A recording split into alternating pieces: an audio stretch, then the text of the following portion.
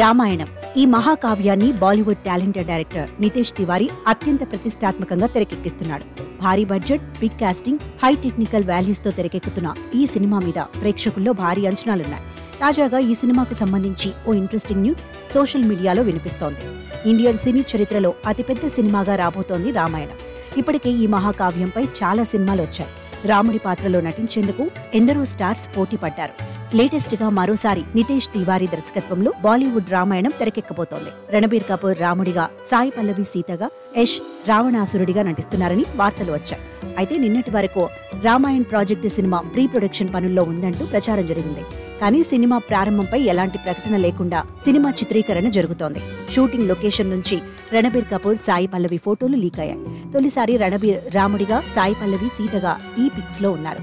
అయితే ఈ షూటింగ్ కు సంబంధించిన ఫోటోలతో పాటు మేకింగ్ కు సంబంధించిన పిక్స్ కూడా లీక్ అయి వైరల్ అయ్యాయి. తాజా రామాయణంలో యష్ రావణుడి పాత్రలో నటిస్తుండటంతో పాటు నిర్మాతగానూ వ్యవహరిస్తున్నాడు అనే టాక్ వినిపిస్తోంది. అలాగే Oscar winners A R Rahman, Hans Zimmer సంగీతం అందిస్తున్నట్లు ప్రచారం జరుగుతోంది.